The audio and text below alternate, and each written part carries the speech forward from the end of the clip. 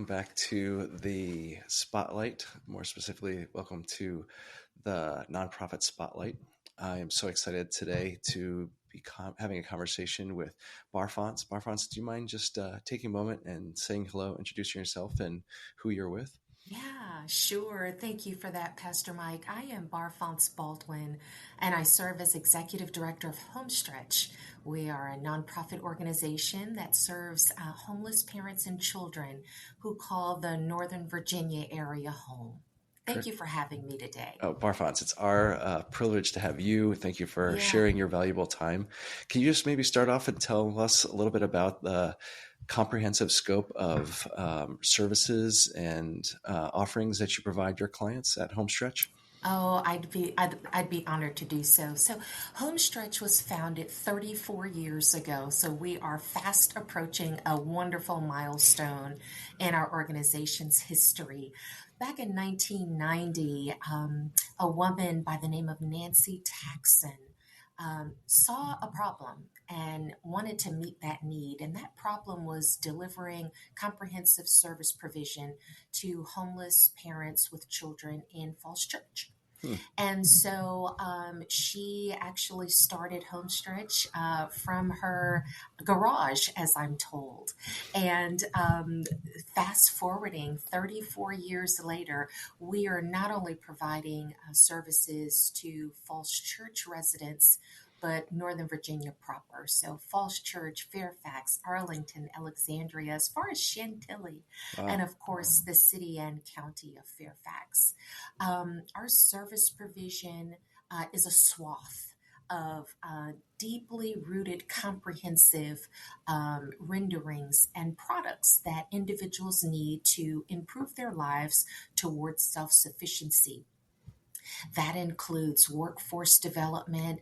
We have an employment center here in the building. We have a nursery care center, preschool, early childhood education. We have tutoring, a housing navigator. The list goes on and on.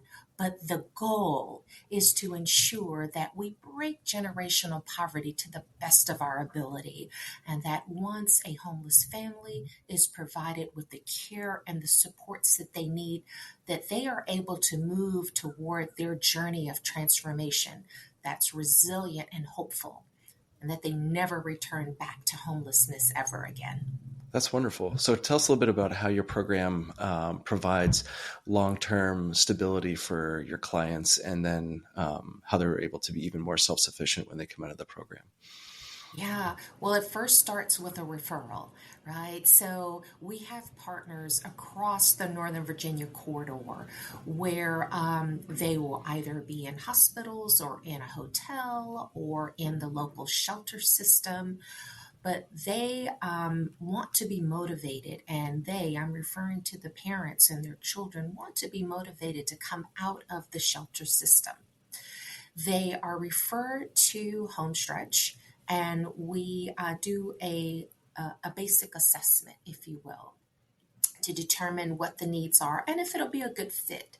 They must be motivated to change because, again, they're coming into a transitional housing program. But when they leave, we want to ensure that they leave hopeful and being helped not only with a savings account, but with the ability to afford market rate housing.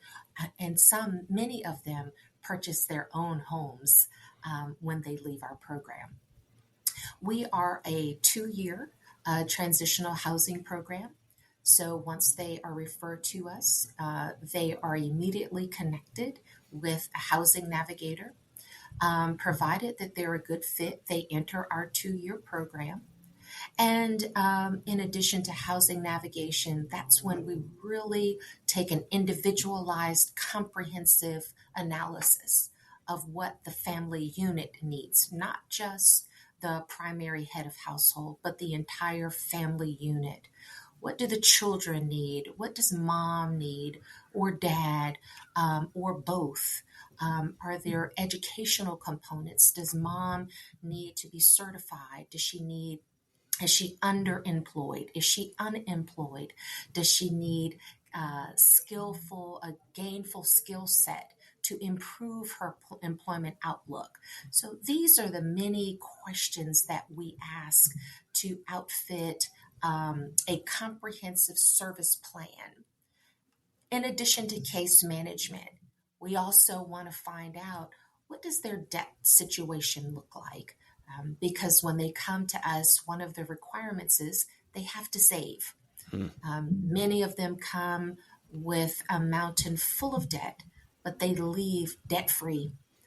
Often they leave with no subsidy, meaning that they're no longer on a voucher program or no longer on WIC because they have the gainful employment necessary to rest on their own 2 feet and to move forward in their trajectory of building a promising future for them and their children. That's great. Wow. And so you provide resources and education for them to make that transition to self sufficiency. That's right. Yeah. That's great. So, what would you say, having such a great, intimate knowledge of those situations or obstacles that people experiencing homelessness in our area, what would you say is some of the biggest hurdles or the biggest challenges that your families are Yeah. experiencing right now? That's a great question because the challenge is, well, barriers are complex Hmm. because there are a myriad of complexities, a myriad of barriers that prevent families from moving forward. And so we found out early on that's why it isn't a cookie cutter approach. We have to tailor each individualized case plan to suit the families that we're serving. I will say that COVID-19 um, has brought a unique complexity in and of itself on two fronts, the employment front as well as the mental health front. And what I mean by that is that here now, at post COVID, there are employment barriers because of hybrid work environments Hmm. and that are not conducive to the industries that many of our clients are accustomed to. And so the front end or front line points of service industry, like the restaurant industry, the hospitality industry, the hotel industry, um, those industries, because they are primarily the only non hybrid solution, they are dense. The market is saturated with individuals already in those positions. Hmm. And so, while they are best suited for the clients that we serve, they are often the hardest to find. Because once they're found, people tend to not leave those because that's the skill set that works for them. I Sure. will also say that mental health has become a huge barrier that yields greater complexities and depth that we had once realized. Um, Isolation during our COVID years, for example, has taken a lot of time in overcoming because they were trauma triggers for many of the families that we serve. And we are recognizing that there are vicarious trauma needs and acute traumatic incidences that have resulted from COVID. For example, Yeah. clients having to live with their abuser when we were in a stay at home position for over a year and a half, just being re-traumatized and abused, that cycle of abuse continuing. A large number of our clients that we're serving are still suffering post-traumatic stress from COVID. Wow. which we all don't really consider because most of us have been able to move out of that successfully and on with our lives. Yeah. Wow.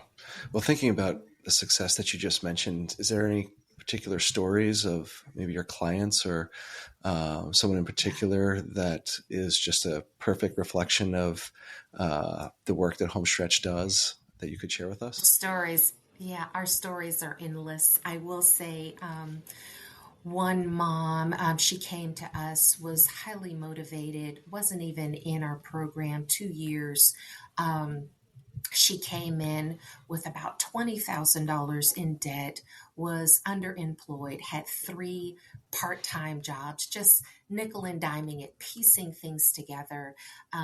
When she left 2 years later, she actually just graduated from our program about 6 months ago.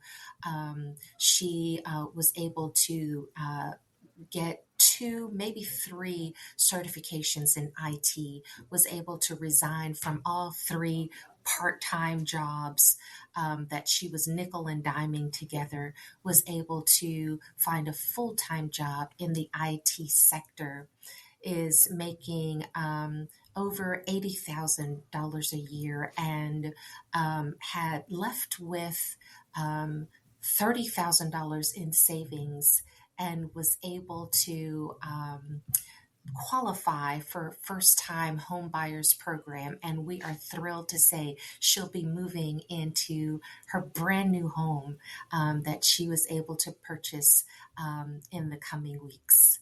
Wow, that's a really Yeah, current yeah, example of yeah, someone that had a yeah. huge success. Someone, that's right. You're coming in with debt, leaving with no debt, plus a surplus of savings, qualifying for first time homebuyers program, and receiving full time employment with benefits. I mean, those are some of the things that we take for granted. Yeah, That, part time employment doesn't give you the security that you need for your future, let alone two and three part timers. I mean, it may pay the bills, but you don't have the health care, you don't have the 401k or the retirement solution that you need for your family. And so we are just so proud of the recent client story that I'm telling you. Another client story is we have life skills trainings often, and these life skills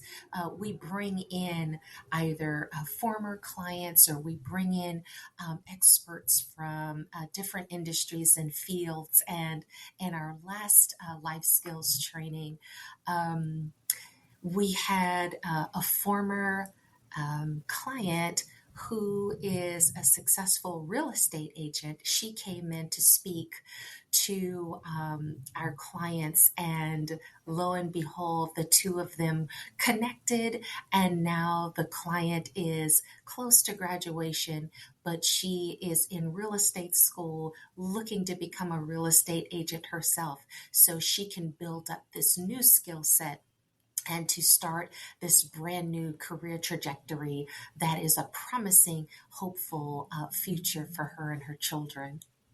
that's great. That's a great segue because I was going to ask you about the ways that Homestretch connects with either local businesses or local entities, or ways that other individuals come and support the work that you're doing. Do you have those partnerships in place, or do you have those opportunities for others? We do. We do. We have loads of opportunities, and it depends on how we can best serve the community entity, whether they are individuals or they are coming from the faith community. We have the Sacred Homes Project, for example, that we partner with houses of worship, community members within those houses of worship to partner with us for the Sacred Homes community. We have corporations and individuals that volunteer with us regularly.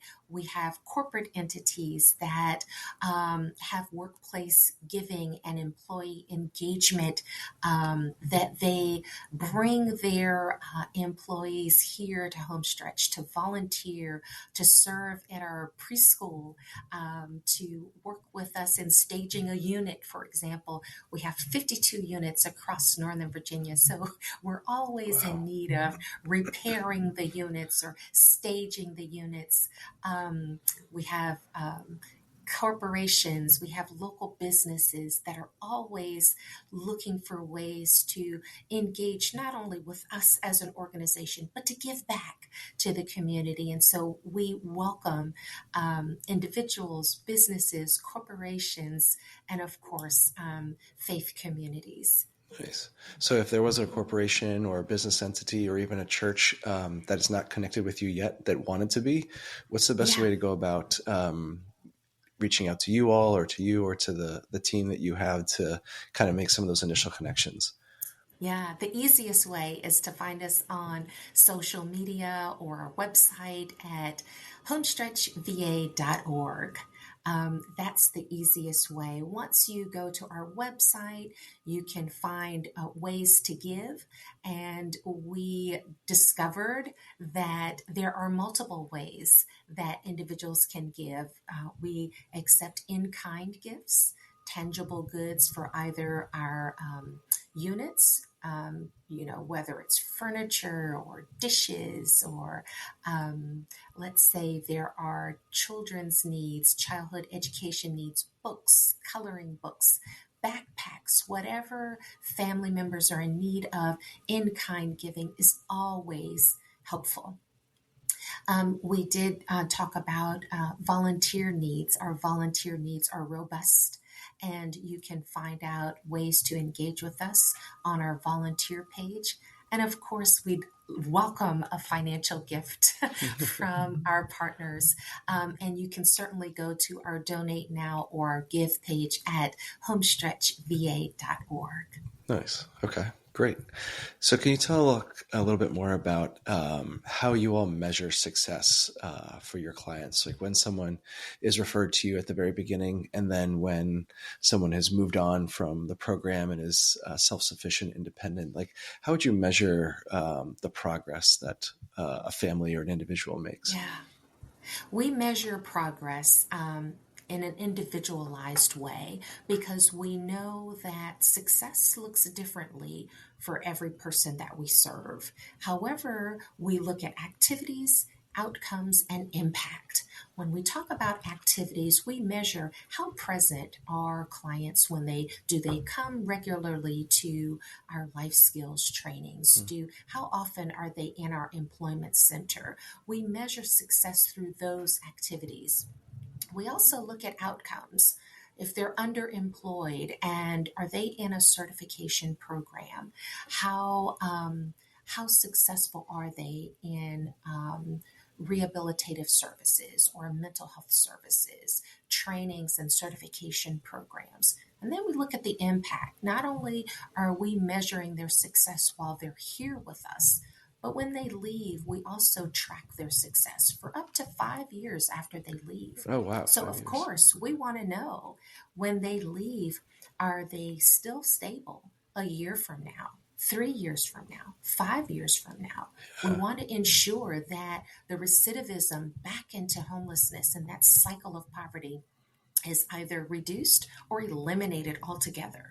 Yeah. So we look at those milestones within our relationship with those that we serve.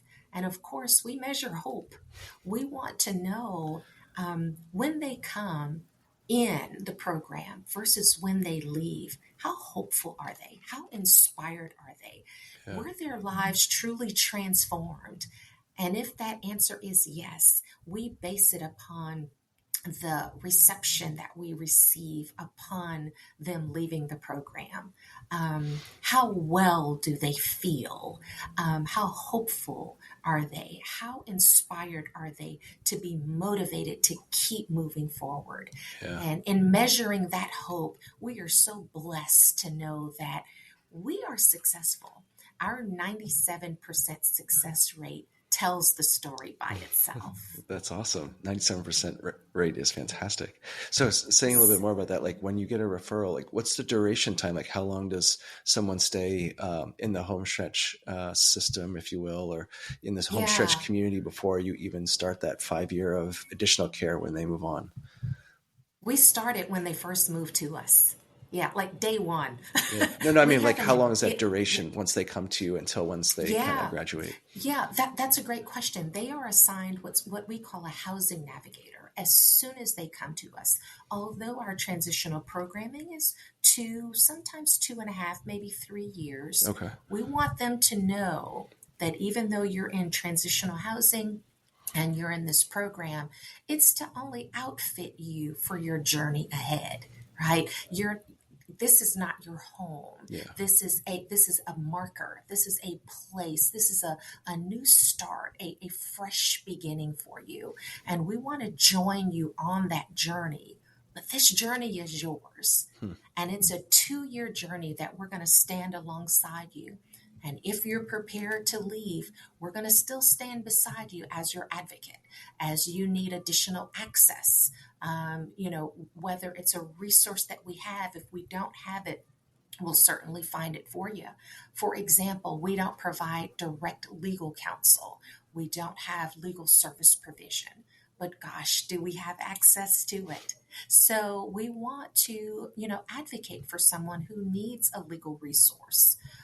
We also don't provide direct mental health service care, but we do have partners within the Inova health systems that we can provide additional resource and care provision to someone who may be in need.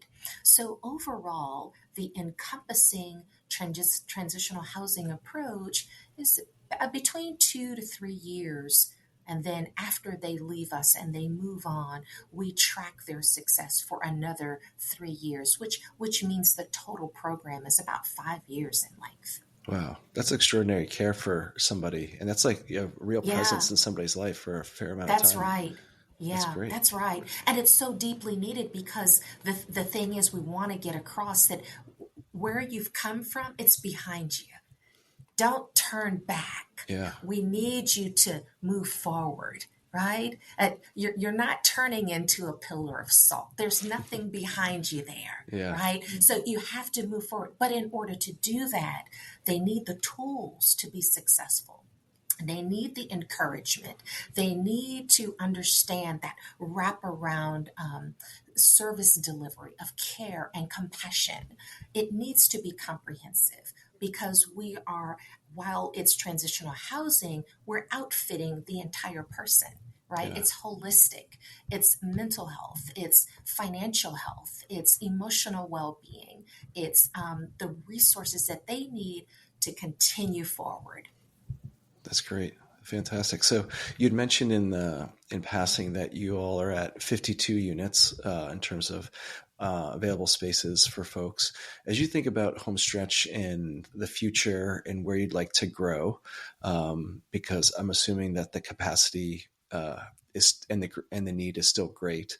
Like, what is Homestretch's goals for the future? Where do you hope to grow the organization as you look ahead? Yeah, yeah, we are really trying. So we're actually starting. We're launching our 3 year strategic plan initiative right now, and so the vision is being crystallized for us. But what we want to do is answer some of the problems that are in our community, and right now it's glaringly obvious that there is an affordable housing crisis right now. That Yeah. is what the problem. That's the problem that we want to answer.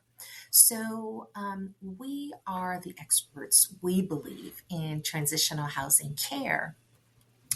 What we'd like to do is figure out a way, in addition to transitional housing, are there permanent supportive housing needs that families would need long term? Simply because, as they leave our community and they go out on their own, will market rate housing become a barrier? If it's no longer affordable, then is there space in the housing sector that will provide affordable housing for individuals who just can't afford market rate housing as it is. I mean, a one bedroom going for $1,500, a two bedroom going for nearly $3,000 a month. That's ridiculous. Yeah. And to realize that we have families leaving the homeless um, sector, leaving shelter space, leaving that housing, and saying you're never going to return. But as soon as they graduate from our programming, they are steeped in debt because they have to then afford rent at $3,000 a month. Yeah. So, is there a way that Homestretch can fit into that space of permanent supportive housing? I don't know. We're doing some research there to discover that there may be a way that when people leave us, leave our Homestretch community, our transitional housing short term care program, that they can then purchase or rent or sublease in an affordable way from us for permanent supportive housing Oh, nice. solution and care. Yeah. But you'd be open to, do you take gifts of housing? Like if folks wanted to offer space or even Yes, we a do. donation of a house or an apartment, is that something you would accept? We absolutely would. And we have in the past, and we would continue to do so. Oh, great. It's so deeply needed. Yes. Yeah. So you're even open to expanding your number of units for the clients that you have. Yes. Great. Nice. Yes, we are. And a house is obviously a big gift, but is there any other kinds of big gifts in case some of our listeners were out there that wanted to make a generous donation to you all that you're looking for or hope to Yeah. bring into your portfolio in the next year or even sooner? A gift of any amount would be helpful, and it would be a significant blessing to our bottom line and to our deliverables. We're just here to serve. We don't accept government funds, federal dollars, so individuals bequests. Leaving us a planned gift, as you're thinking of legacy and what the future looks like for your family, considering a gift to Homestretch would be remarkable and such a blessing for us. But again, a gift of any amount, no gift is too small or obviously too large for us to accept. But we want to partner with the community, be it a house of worship, a faith community, an individual, a corporate entity.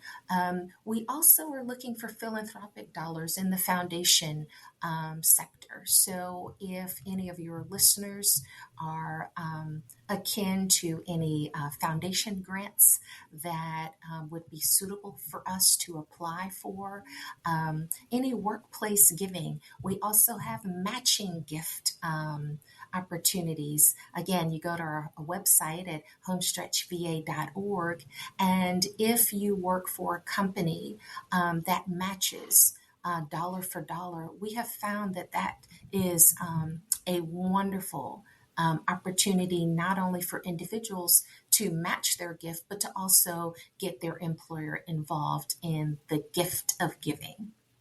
Barfrance, you had mentioned that the rise of housing costs and the expenses that come with it has been an inhibitor for some of your clients. I know in talking to other folks that deal with housing or people experiencing homelessness, this has been a current theme for a lot of organizations. Is there anything Yeah. that HomeSense has had to do, whether internally or structurally, to combat the recent rise in housing costs in our neighborhood? Yeah, great question. Pastor Mike, we have discovered that the rising cost with housing here in the Northern Virginia DMV region has been cost prohibitive for most of our clients. Hmm. Something that we've done over the last couple of years, and it's rather new to us, but I think we may have to do even more of it.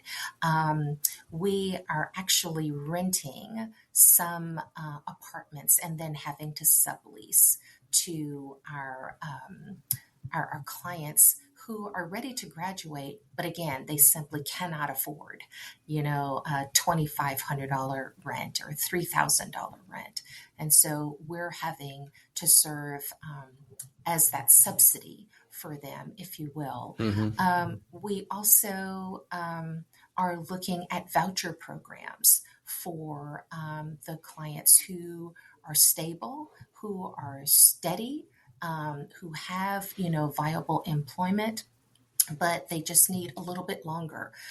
They are ready to graduate from our programming and they're ready to move on, but we don't want them to go back or to be part of that homelessness cycle yet again.